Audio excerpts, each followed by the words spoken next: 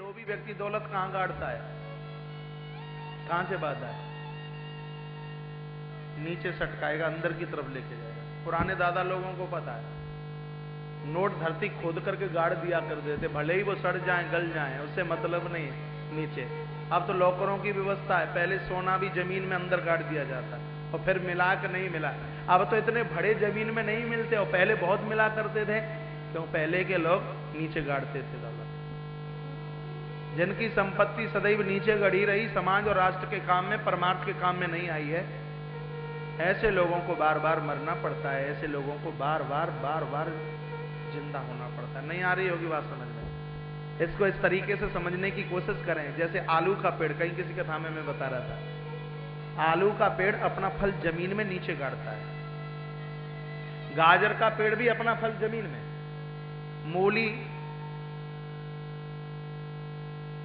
मूंगफली, और भी देख लीजिए जिन वृक्षों ने अपने फल नीचे जमीन में गाड़े हैं उनको देखिए। और एक वो भी वृक्ष है जिसके फल सदैव ऊपर है, जैसे आम, अनार, अनाशपाती, अमरूद, सेब, इनके फल ऊपर है। समझना क्या है? समझना यह है कि जिन वृक्षों ने अपने फल नीचे जमीन में गाड़े, ऐसे वृक्षों को हर साल लगाना पड़ा, हर साल उखाड़ना पड़ा, और जिन वृक्षों के फल सदैव ऊपर रहे उनको एक बार लगाने की जरूरत पड़ी है, बार बार लगाने की आवश्यकता नहीं पड़ी। उसी प्रकार से आलू और गाजर और मूली की तरह जिन्होंने अपनी दौलत को जमीन में नीचे गाड़ा है, उनको बार बार जन्म लेना पड़ा, बार बार मरना पड़ा। और महाराज जिन ऊपर जिन वृक्षों के फल हैं, उस हिसाब से जिनकी संपत्ति सदैव भगवदीय कार्य में, राष्ट्र चिंतन में, राष्ट्र हित में जिनकी लगी रही है, महाराज उनको बार बार जन्म लेने की और बार बार मरने की आवश्यकता नहीं। लोभ को जीते हिरण्याक्ष की कथा निवेदन करती है। तत्पश्चात उसी पृथ्वी को विधाता ब्रह्मा के हाथ में दिया गया। विधाता ब्रह्मा ने मनु और शत्रुपा के हाथ में पृथ्वी सौंपी है, और उसके बाद में 5 संतानों का जन्म हुआ है। प्रभु प्रेमी जनों, बड़ी बेटी देववती है। ये वो ही देववती है जिनका विवाह महात्मा कर्दम के साथ में किया गया है। बड़े ओजस्वी प्रभावशाली संत हैं कर्दम, जिन्होंने अपनी इंद्रियों का निग्रह किया। उस साधु का नाम कर्दम है, जो विधाता ब्रह्मा की छाया से प्रकट हुए हैं। कर्दम बोले भक्त वत्सल भगवान की जय, कृष्ण कन्हैया लाल की जय, जय जय श्री राधे, जय जय श्री राधे, जय जय श्री राधे श्याम। ऐसे महात्मा कर्दम के साथ में माता देववती का विवाह संपन्न हुआ। कथा बहुत लंबी है। इस शर्त के ऊपर विवाह किया गया है। कर्दम ने कहा, घर में एक बेटे का जन्म हो जाएगा तो घर छोड़कर वन चला जाऊंगा, फिर घर की जिम्मेवारियां नहीं संभालूंगा। कथा मेरे और आपके लिए, घर में जब एक पुत्र का जन्म हो जाए फिर घर में मत रहिए। हाँ जी, क्या करना है फिर? घर छोड़ करके वन की यात्रा कर लीजिए। वन का मायना मैं ये नहीं कह रहा आपको कि आप महात्मा, साधु और साध्वी बन जाएं। विवेक रूपी औलाद का जन्म हो जाए। 50 के ऊपर लांग गए हैं आप, घर के दायित्वों को, अब बच्चों को संभाल दीजिए। बहुत बार मैंने कहा 5 साल और इस व्यास गादी से और निवेदन कर देता हूं, 55 में तो छोड़ ही दीजिए। कहा जा रहा है थोड़ा सा और बढ़िए, 60 साल। इससे ज्यादा अभी और घर का रस चखने के लिए तैयार है, बेईमानी है, साहूकारी नहीं है। राय प्रवचन में बोलता हूं, 50 के नीचे हो, 1.5 महीने तीर्थों में रहिए। यदि 50 को लांग गए और बच्चे करने के लायक हो गए हैं, बच्चों ने सब कुछ संभाल लिया है, फिर अब आप कोलू के बैल बन करके मत जिए। अब तो 1.5 महीने घर में रहिए और 10.5 महीने तीर्थों में रहिएगा। फिर घर में रहना नहीं, फिर घर से बाहर। अच्छा लगे तो एक बात और सुन लें, और प्राय मैंने कई बार निवेदन किया है, एक वृद्ध अवस्था में पति और पत्नी उस संयमता के साथ में जीवन का निर्वाह करें। जिस हिसाब से बहन और भाई का तो पवित्रतम रिश्ता होता है, इससे बड़ी और पवित्रता कहां होगी? उस पवित्रता के साथ दोनों भजन करें, दोनों भजन।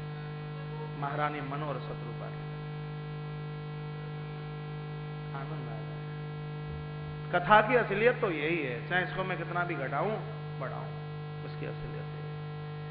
कह दिया एक बेटे का जन्म हो जाएगा, घर फिर रहना नहीं है।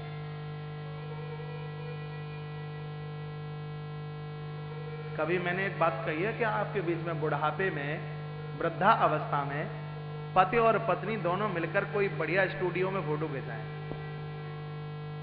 और जब तस्वीर दोनों की सामने चल करके आ जाए तो थोड़ा सा मिलान करना, और दोनों तस्वीरों में आपको बदलाव सा नजर आएगा।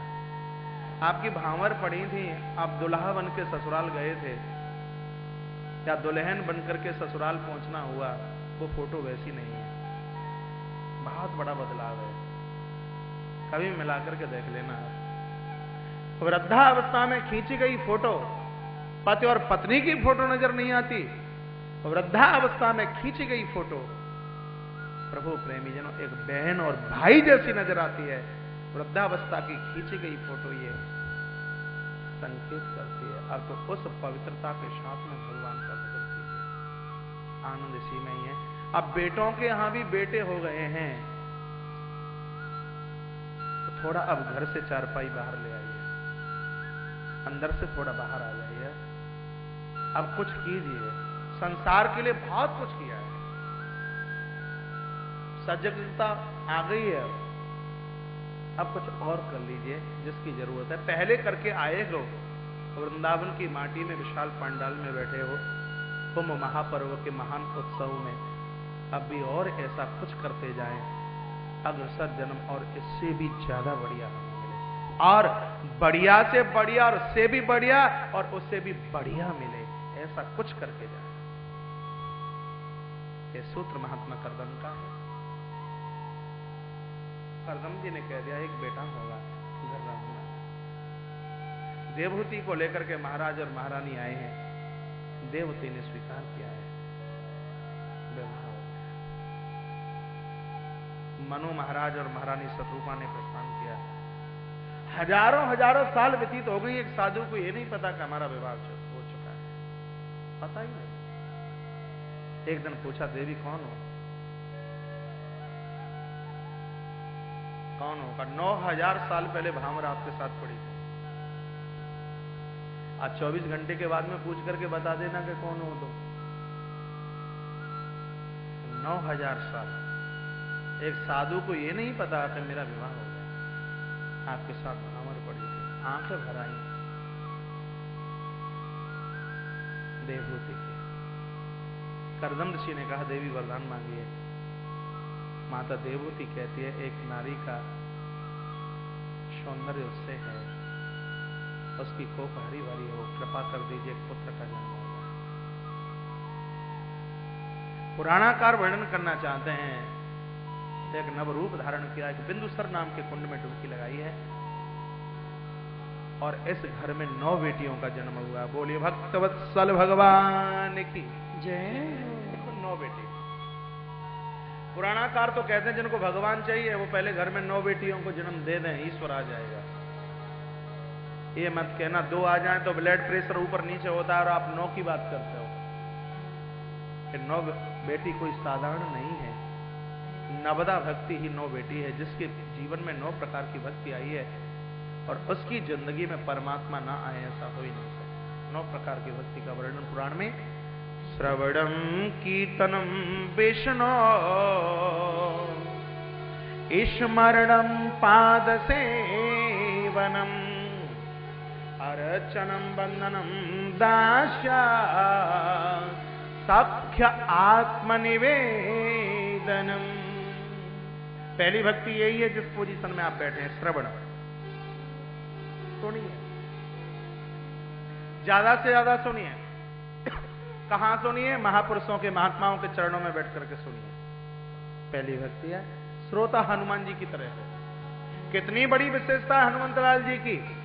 श्री लखनलाल अधोमृत स्थिति में है और सूर्य उदय से पहले सजीवनी बूटी लानी है हनुमान जी को, और रास्ते में यदि कोई नकली महात्मा कोई काल नेमी भी कथा सुना रहा है तो हनुमंतलाल कहते हैं कोई बात नहीं, 10 मिनट तो कथा सुन ले हम और थोड़ा और ज्यादा उड़ लेंगे। लेकिन 10 मिनट की तो कथा सुननी है। आप अपने कार्य में कितने भी व्यस्त क्यों नहीं हो, आज के समय में किसी के पास में समय नहीं है, फिर भी अपने अनमोल समय में से परमात्मा के लिए कुछ क्षण निकालने चाहिए। जो लोग अपने जीवन में बहुत व्यस्त हैं, बहुत भारी, उन लोगों के लिए भी बताया कि दिन रात में 24 घंटे होते हैं, 24 घंटे में से कम ईमानदारी से 3 घंटे परमात्मा को दीजिए और 21 घंटे कहीं भी रहिए, आपका पूरा दिन चार्ज हो गया। किसी भी प्रकार की दिक्कत, किसी भी प्रकार की कमी, किसी भी प्रकार की परेशानी नहीं हो सकती। वो अपराधी हैं जो 3 घंटे ईश्वर को नहीं दे सकते। 24 घंटे में से परिवार को 21 घंटे दे रहे हैं, कम है ईश्वर के लिए 3 ही। तो मुझे तो लगता है 25% से भी कम है, 12.5% से भी कम है, उससे भी शायद कम होगा।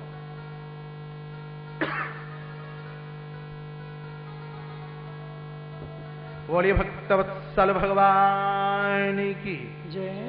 श्रवण हनुमान की तरह, कीर्तन चैतन्य महाप्रभु की तरह, स्मरण माता सबरी की तरह,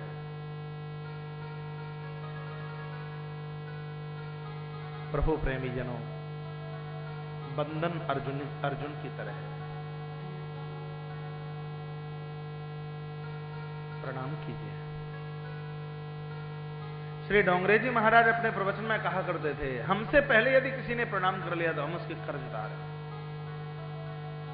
इतना ध्यान रहे और हम कहें राम राम जी, राम राम जी, राधे राधे, राधे राधे, राधे राधे। जो बहुत नजदीकता से जुड़े हुए हैं वो जानते हैं इस बात को। यदि टेलीफोन पर कभी बात हुई है, मैं एहसास करता हूं मुझसे पहले कोई राधे राधे करके ना बता दे, मुझसे पहले कोई राम राम करके ना बता दे। ये नहीं कि दुनिया हमें राम राम करे, हमें से राधे राधे कहे, पहले हम राम। अब फोनों पर हेलो हेलो हेलो हेलो नहीं, कितना अच्छा लगता है जब बोला जाता है श्री राधे श्री राधे, कितना प्यारा लगता है। भैया राम राम जी, हरिओम हरिओम हरिओम हरिओम। पांडाल परिसर में पूज्य महाराज श्री जी अवध बिहारी दास जी महाराज, इधर आ जाइए मंच पे बैठे।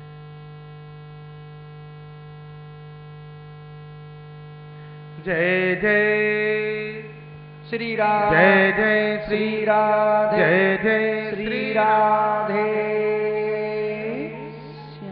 ऊपर बुला लीजिए महाराज श्री जी को, दंडी स्वामी जी को। हाँ, मैंने कल परसों भी कहा था महापुरुषों के यहाँ ऊपर बिठाया करें आप, ये इधर काय के लिए सोफे लगे हुए हैं। यदि ये कोई कमी रहती है तो ये आयोजक लोगों की कमी होगी, कोई बात 4 बार कही जाए अच्छी नहीं है। बहुत बड़ा 100x50 का मंच है, दिक्कत क्या है?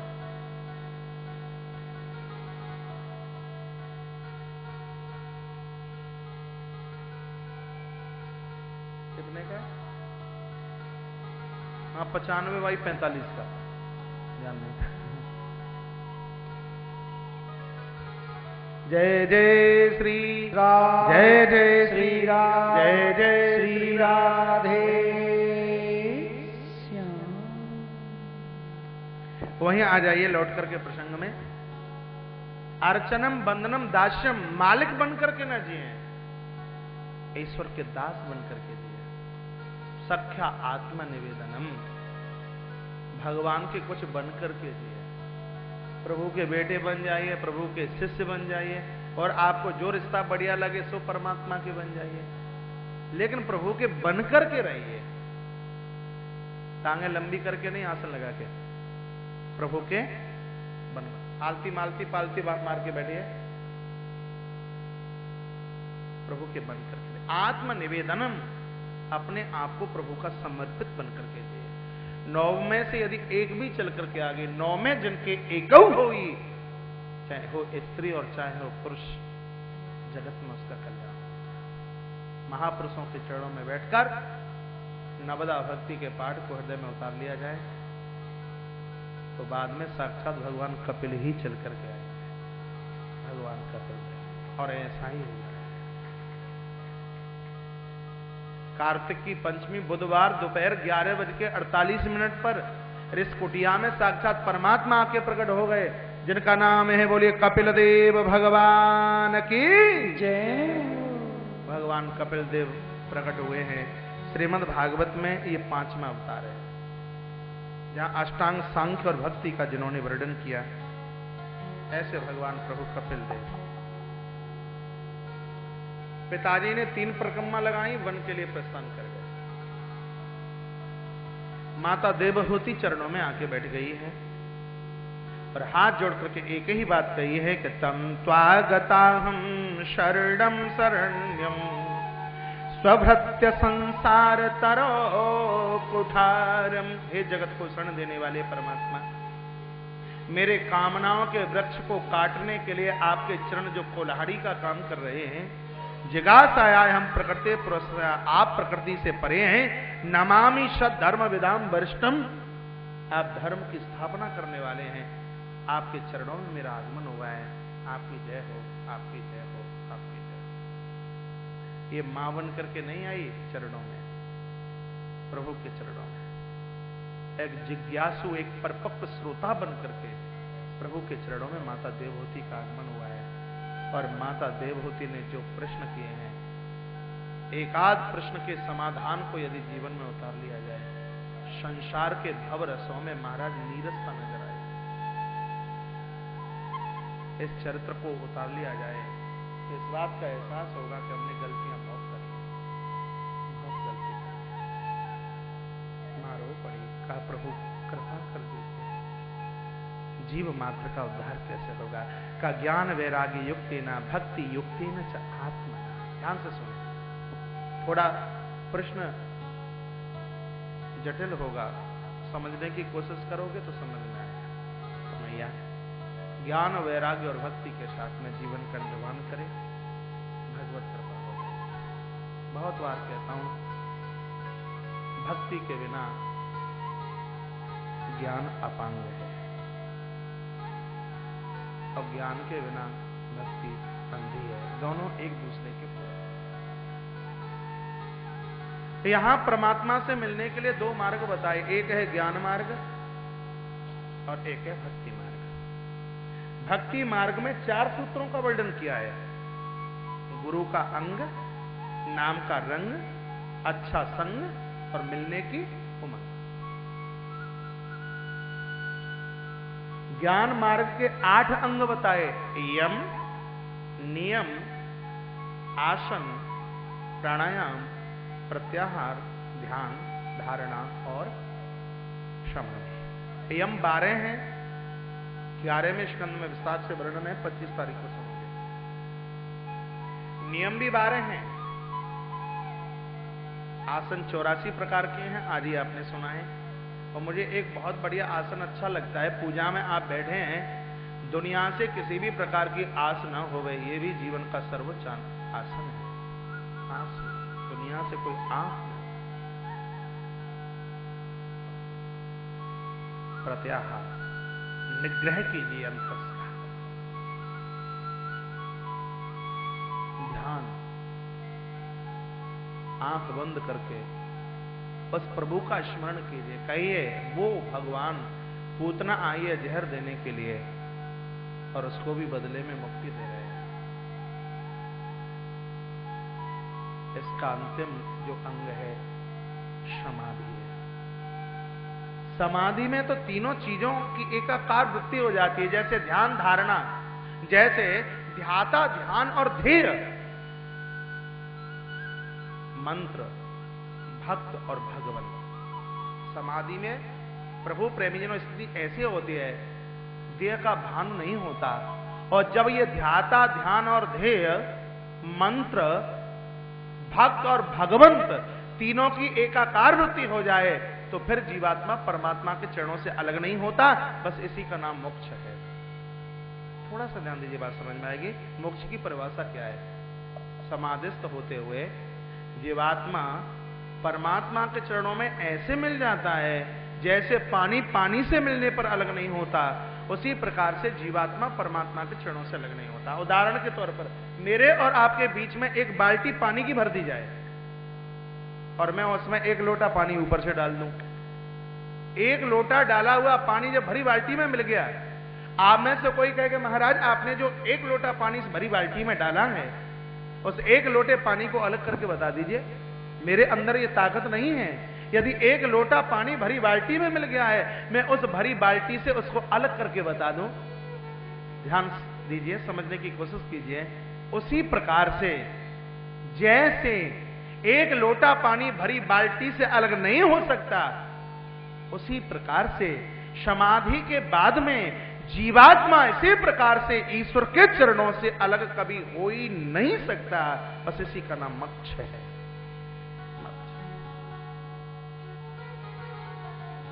भक्ति मार्ग को यदि टटोल करके देखा जाए, दोनों अपने आप में आनंद से आनंद देने वाले हैं, बढ़िया है। लेकिन भक्ति में जीव सोचता है